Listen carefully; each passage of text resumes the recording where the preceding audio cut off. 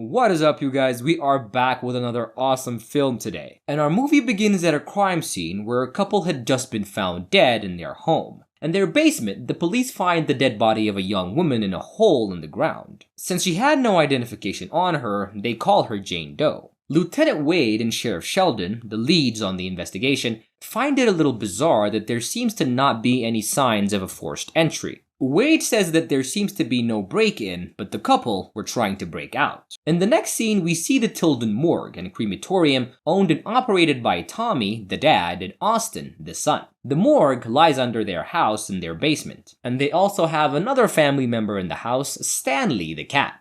And the father and son duo were working on a burn victim, Otis. The radio was blasting some rock music, and once they were done with their examination, Tommy asks Austin the cause of death, and he tells him that it's probably smoke inhalation, but Tommy corrects him and tells him not to jump to conclusions, and says that it was a head injury and that he was burned after he had already died. Afterwards, Tommy goes out for a smoke while Austin puts the body in the corpse drawer. Austin hears something from the outside, and he gets a bit uneasy. But it turns out it was just his girlfriend, Emma, who was tired of waiting for him outside and decided to come in. And although Austin wanted them to leave immediately, Emma starts to look around and she asks him to show her the corpses. He refuses to do so, but just then Tommy walks in and tells him to show her the corpses. They only had 3 corpses, and he first shows her Irene, whose mouth and eyes have been sewn shut. He then shows her Lewis, whose face had been mutilated by a gunshot and was covered with a white cloth. Lewis also had a bell tied around his ankles, and Tommy explains that they did that in the old days in case they'd mistaken patients in a coma for being dead.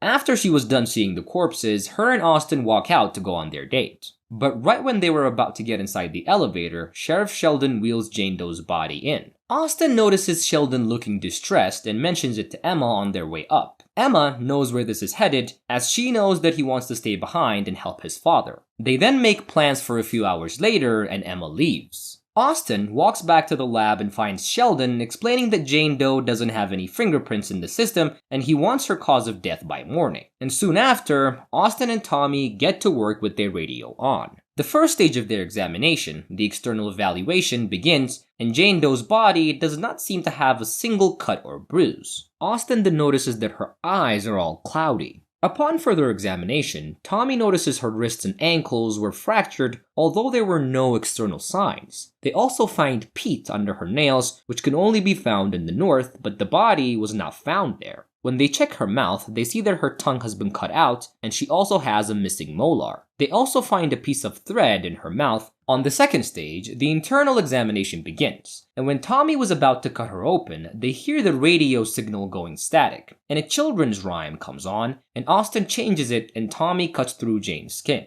She bleeds a lot, as if she had just died. And when Austin goes to put her skin samples in the freezer, he sees some blood has leaked out of the bags they had, and while Austin cleans the blood, Tommy notices that her lungs are so black. But this form of lung damage couldn't have come from smoking, but from fire. When they check her heart, it had scars all over it, as if it was cut to pieces. Just then, they hear loud thunderstorms, and they hear some sound from the outside. Austin goes to check it out, and meanwhile, as Tommy was cutting Jane's skin, he accidentally cuts himself. In the empty corridor, Austin walks around and he sees a man standing, but when he looks closer, there was nobody there. He goes into a room to where the sound they heard was coming from, and he notices it's coming from the vents. And in the vents, Austin sees Stanley covered in blood. He then takes him out and hands him over to Tommy, and they take him to the crematorium. Tommy puts him in the burner and turns it on, and later back in the lab, Tommy tells Austin he loved Stanley so much because it was the only thing he had to remind him of his late wife. And a little bit later, they go back to work again. On their third stage of the examination, they open her stomach and intestines. From her stomach, Tommy pulls out a flower. The flower is a poisonous flower from the north, which reassures them of the fact that she's from there. At this point, the thunderstorms were getting louder, and the reporter says over the radio that they're expecting heavy rainstorms. Austin starts to get spooked and he asks his dad if they can finish in the morning, but his dad refuses and they keep working. And weirdly enough, Tommy pulls out a piece of wrapped cloth from Jane Doe's stomach. They find her missing molar wrapped inside, and there were also drawings on it and Roman numerals. The thread that they found on her mouth is the same one on the cloth that they found, which meant that she must have swallowed the cloth. Austin figures out that all her damages and the ritualistic drawings on the cloth must mean that she was probably sacrificed, but Tommy tells him that that would be impossible without injuring her externally. And in that moment, the radio reporter reports that their county is on a flood warning. The radio then goes silent and some nursery rhyme from before comes on again. Austin tells his dad that they should leave,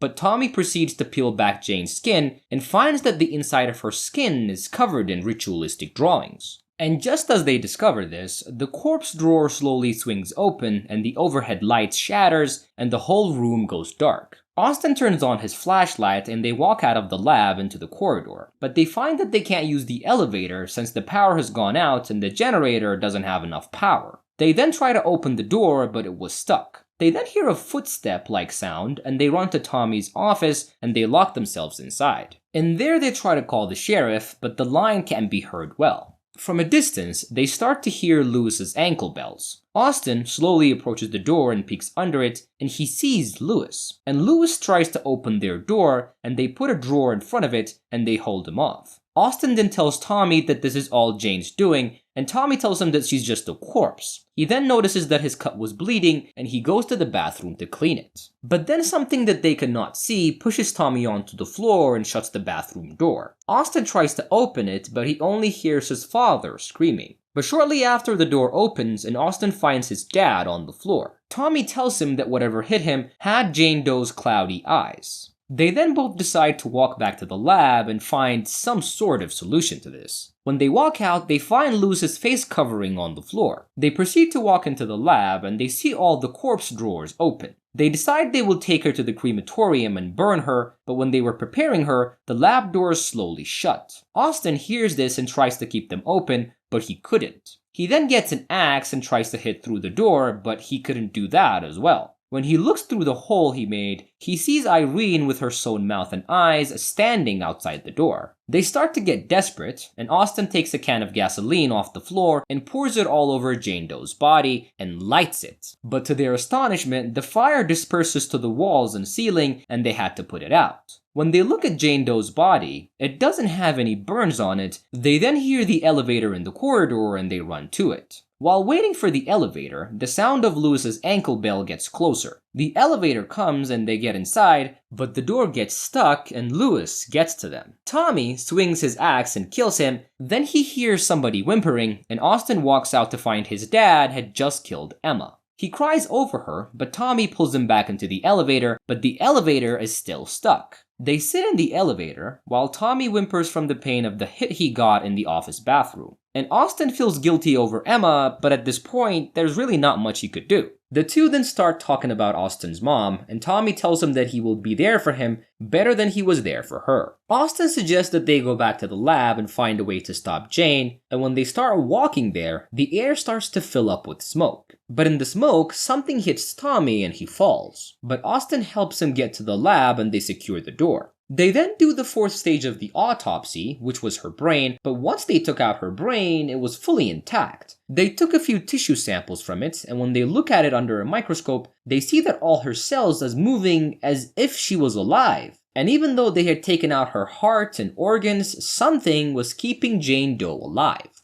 Austin takes a closer look at the cloth they found in her stomach and sees the numerals point to a quote in the Bible which talks about killing witches. He also finds a number that reads 1693. Jane Doe was apparently an English witch from the 17th century, but Tommy tells Austin that they were never really witches, just innocent women that got caught in the crossfire. And he figures out that these rituals that people did on her turned Jane Doe into something evil, and she was trying to take her revenge. He shows Austin the drawings that she had made on him, just like the ones on her inner skin. He gets closer to her ears and then tells her to take him and to leave Austin alone. Then Tommy, all of a sudden, drops to the floor and starts screaming as he was in a lot of pain. Then Jane's body starts to close up and he sees a knife on the floor and he asks Austin to make the pain stop and Austin stabs him. The power comes back on and Austin hears sirens from a distance. He hears Sheldon's voice telling him to open the door, but it was still stuck. Then Sheldon's voice turned into the nursery rhyme, and when Austin turns, he sees his dad with cloudy eyes. And just then, he gets scared and he falls over the stairs and dies. The next day, Sheldon and Wade get to the Tilden house, and we see the outside and there are no signs of rain or storm. Sheldon tells Wade to get Jane out of the county and take her somewhere else, and the movie closes with her body in a police car and the nursery rhyme playing on the radio. And that is how today's movie comes to its conclusion. I hope you guys enjoyed this recap. Make sure to leave a like, leave a comment, and most of all, subscribe to my channel. I promise to see you guys on my next recap. Love you all. Bye.